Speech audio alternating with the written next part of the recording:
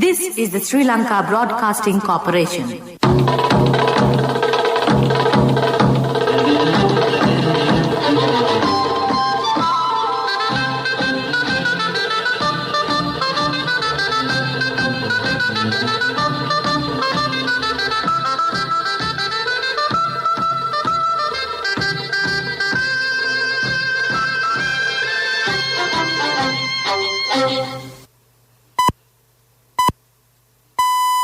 (8:45). This is the Sri Lanka Broadcasting Corporation. The news edited by Romesh Piris, read by Soundit Thavam. Travel restrictions to be lifted under certain conditions tomorrow, while 24 areas in 12 districts are to be isolated. New guidelines to be followed after the easing of travel restrictions. COVID-19 cases in Sri Lanka on the rise amidst the vaccination drive. Limited buses and railway services to operate after the removal of travel restrictions. The Kuwait Red Crescent Society donates medical equipment worth over 30 million rupees. The CID and the TID probe 17 incidents on the Easter attacks. The Parliamentary Business Committee to convene tomorrow. In international news, the Russian ambassador returns to the US to build equal pragmatic ties. In sports cricket, New Zealand makes a cautious reply to India's first innings score in the World Test Championship final at Southampton. The police spokesman, Senior DIG Ajit Rohana, says that people should act according to certain restrictions and health guidelines even after the island-wide travel restrictions are lifted from 4 a.m. tomorrow. Accordingly, he said a minimum number of employees should be called for duties in government and private sector institutions. He said travel between provinces will be restricted and said travel through provinces will be allowed only for specific purposes. In public transport, passengers should be limited to seating capacity. It is mandatory for every person to wear a face mask. The travel restrictions will be reimposed from 10 p.m. on June 23rd till 4 a.m. on June 25th. Meanwhile, 24 areas and Grama Seva divisions in 12 districts will be placed under isolation from 4 a.m. tomorrow. The National Operations Centre for the Prevention of COVID-19 Outbreaks said the isolation directives will come into effect in the areas in the Colombo, Gampaha, Ampara, Batticaloa, Ratnapura and Kalutara districts. Isolation orders will also come into force in several parts of the Jaffna, Matale, Puttalam, Nuwara, Galle and Matara districts. Meanwhile, the isolation status already in place in 82 areas and Grama Seva divisions in 12 districts will be lifted at 4 a.m. tomorrow. The Director General of Health Services, Dr. Hasela Gunawardena, has issued health guidelines to be followed after travel restrictions are relaxed tomorrow. Social distancing must be maintained at all times, as well as the practice of proper hygiene, such as washing hands and wearing a face mask properly. Further, only 2 persons from one family will be permitted to leave the house while the travel restrictions are lifted. The interprovincial travel bans will continue to be in place even during the travel restriction relaxations. The above are the restrictions that will be relaxed in general for all provinces and certain restrictions that will be imposed specifically in the Western Province. The number of COVID-19 cases confirmed in the country has risen to 239,214. The Department of Government Information said 1,553 persons tested positive for the virus thus far today. Accordingly, 35,291 persons are currently receiving treatment for the coronavirus at several facilities across the country. Earlier today, 1,996 COVID-19 patients were discharged from hospitals, increasing total recoveries to 201,389. The Director General of Health Services confirmed 2,581 deaths due to the COVID pandemic in Sri Lanka and 47 COVID-19 deaths were reported yesterday. Meanwhile, the Epidemiology Unit of the Ministry of Health says, as of yesterday, 434,083 individuals have received the second dose of the Sinopharm vaccine. Accordingly, 9,577 persons were administered the first Sinopharm dose yesterday. 16,534 individuals also received the second dose of the Chinese-manufactured vaccine. The second dose of the Oxford AstraZeneca Covishield vaccine was also administered to 1,258 persons yesterday, increasing fully vaccinated persons to 357,868. The epidemiology unit added 2,455,180 Lankans have received at least one dose of a coronavirus vaccine as of yesterday. Plans are in place to recommence public transportation services after travel restrictions are lifted tomorrow. The State Minister Dilum Amunugama said they hope to operate buses and trains within provinces between 4 a.m. tomorrow and 10 p.m. on Wednesday. The State Minister Amunugama said 17 train journeys will be in operation, while the Sri Lanka Transport Board-owned buses and private buses will also be in operation. He said since only a limited number of buses and trains will be in operation, the public must use them only for essential services. The police say investigations led by the Criminal Investigation Department and the Terrorist Investigation Division is currently underway, pertaining to 17 incidents relating to the 2019 Easter Sunday attacks. Legal action has been filed against 32 suspects in connection to 9 out of the 17 incidents at the Kagalla, Kandy, Kurunegala, Puttalam and the Colombo High Courts. The police said the Attorney General's Department, the CID and the TID are holding discussions on seeking legal proceedings over the 8 remaining cases. Legal action will also be filed against the suspects in the 8 remaining cases as soon as investigations conclude. This news broadcast comes to you from the Sri Lanka Broadcasting Corporation. Get your EPF loan information and service details via SMS from HDFC Bank.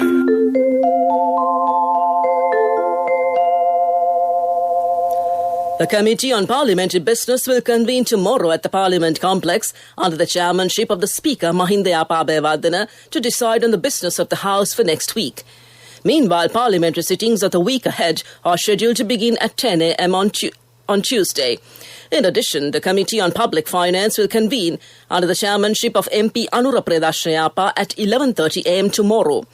The Secretary-General of Parliament, Dhammika Dasanayake, said the Parliamentary Select Committee on Election Law Reforms will convene at 2:30 p.m. tomorrow under the chairmanship of the Leader of the House, Minister Dinesh Gunawardena, at the Parliament Complex. Meanwhile, the public was granted time until yesterday to submit proposals pertaining to election law reforms. The State Minister of Primary Healthcare, Epidemics and COVID Disease Control, Sudashini Fernandopulle, says island-wide travel restrictions cannot be imposed continuously, taking into consideration many health and economic hardships faced by the people. Speaking to the media, the State Minister said the number of COVID-19 fatalities reported daily will take several weeks to reduce, adding the risk of COVID-19 in Sri Lanka has not abated. The State Minister claimed the country will be open systematically and requested the public to adhere to health guidelines in order to ensure the safety of their families from the coronavirus.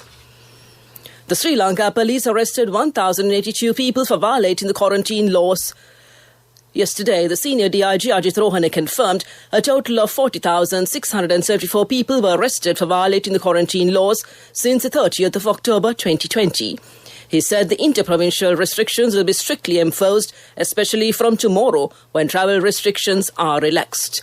That concludes local news.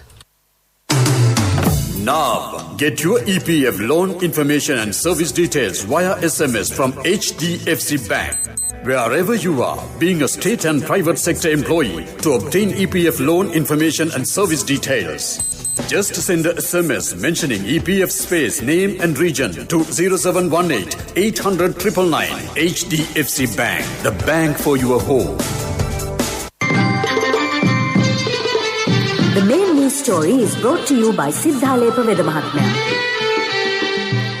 The Embassy of Sri Lanka in Kuwait said in a statement today the Kuwait Red Crescent Society donated urgently required medical items to help the Sri Lankan government contain the COVID-19 spread in Sri Lanka. This comes after a recent meeting between the Ambassador of Sri Lanka to Kuwait, UL Mohammad Jauhar, and the Chairman of the Red Crescent Society, Dr. Hilal Musaid Al-Ser. The estimated cost of the medical items consignment is $167,918 and came to you in the main news story. The main news story was brought to you by Siddhalepa Vedamahatmya. Moving on to Watchlight, the police have requested the public to remain cautious of phone calls by individuals impersonating officers of the Terrorist Investigation Division or the Criminal Investigations Department. The police headquarters says it has uncovered details pertaining to incidents where individuals request to deposit cash to a designated bank account to avoid recording statements. That came to you in Watchlight, and moving on to a bulletin of world news. Making headlines, the Russian ambassador returns to the US to build equal pragmatic ties. Assisted dying bill to be lodged at the Scottish Parliament. Voting underway in Armenia's snap parliamentary election. Russia's ambassador to the US has flown back to Washington, D.C., saying he hoped to build equal and pragmatic ties after a US-Russia summit in Geneva aimed at reducing tensions. Russian news agencies reported the plane transporting Ambassador Anatoly Antonov left Moscow's Sheremetyevo airport today for New York. Russian President Vladimir Putin, following summit talks in Geneva with US counterpart Joe Biden, said on Wednesday that Moscow and Washington agreed to return their ambassadors to post. A new bill to legalise assisted dying will be lodged at the Scottish Parliament. The proposals, brought forward by Liberal Democrat MSP Liam MacArthur, aim to introduce the right to an assisted death for terminally ill, mentally competent adults. Previous attempts to change legislation in Scotland have failed. A cross-party steering group of MSPs have outlined their support of the bill in an open letter. The bill will be lodged at Holyrood tomorrow, and it is understood a consultation on its contents is expected to take place in the autumn. Voting is underway in Armenia for a snap parliamentary election called by Prime Minister Nikol Pashinyan amid growing anger after the country's defeat in the war against archforce Azerbaijan. Around 2.6 million people are eligible to vote to elect for a 5-year term, the minimum number of 101 parliament members under a proportional electoral system. Back to the headlines of the world news. The Russian ambassador returns to the US to build equal pragmatic ties. Assisted dying bill to be lodged at the Scottish Parliament. Voting underway in Armenia's snap parliamentary election. That concludes world news, and on to development news.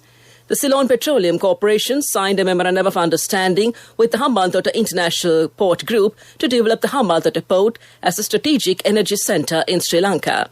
The signing ceremony was held at the Ministry of Energy with top officials of the CPC and HIPG participating.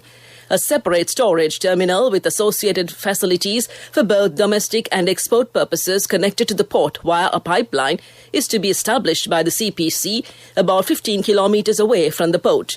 The new facility is expected to expand storage and bulk distribution facilities of the CPC. That came to you in development news, and we look at sports news. It's cricket. Overnight rain delayed the start by 30 minutes on day 3 of the World Test Championship final at Hampshire Bowl in Southampton, England. India resumed on 146 runs for 3 wickets. Indian captain Kohli fell LBW for 44 runs, and India were bowled out for 217. New Zealand's Kyle Jamieson took 5 for 31, taking his 5th 5-wicket haul in 8 tests. A short while ago, New Zealand were 36 runs, with openers Devon Conway and Tom Latham at the crease with 18 and 17 runs. That's sports news. We'll look at business news next.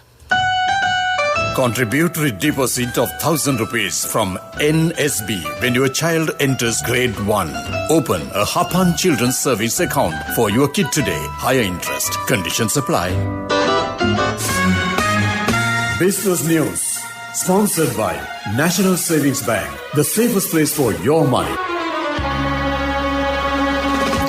The NDB Bank becomes the first player in the banking industry to tie up with the Credit Information Bureau in order to create a hassle-free and convenient method in which the bank's customers can register and request for their individual credit reports and individual credit score reports from wherever they are in Sri Lanka through the NDB NEOs.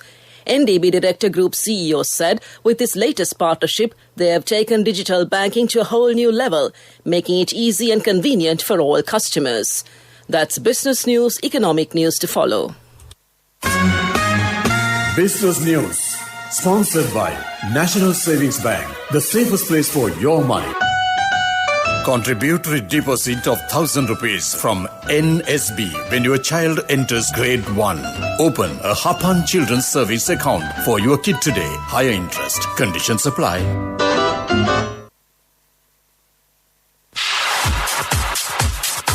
Economic News, courtesy of... I bought my daughter a laptop for her work by managing my finances. Whatever the expenses may be, I can't afford to miss out on life's special moments like her birthday or our anniversary. So you need to invest to make your family's future flourish. Saving money isn't easy when you have responsibilities. That's why we promise to give you the best returns and guarantee on your investment. LOLC Finance Fixed Deposits. Maximize your savings. LOLC Finance PLC, incorporated on the 13th of December 2001, is rated SLA stable by ICRA Lanka Limited and is licensed by the Monetary Board of the Central Bank of Sri Lanka under the Finance Business Act number 42 of 2011.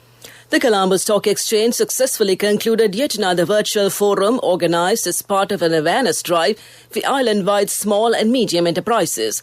The second event of the series, which was held for the SMEs in Negombo, drew a strong interest among the entrepreneurial community based in the region.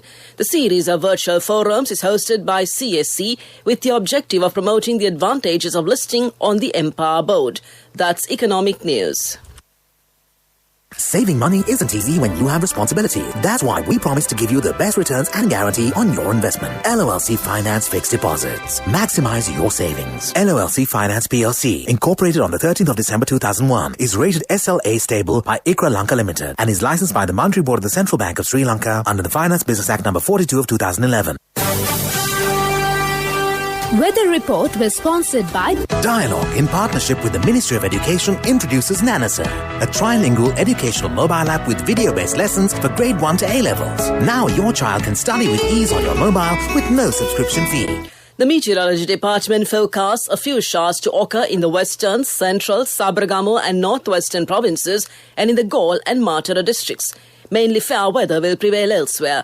The wind speed will be 30 to 40 kilometers per hour in the western slope of the Central Hills, northern, north central and northwestern provinces and in the Hambantota and Trincomalee districts.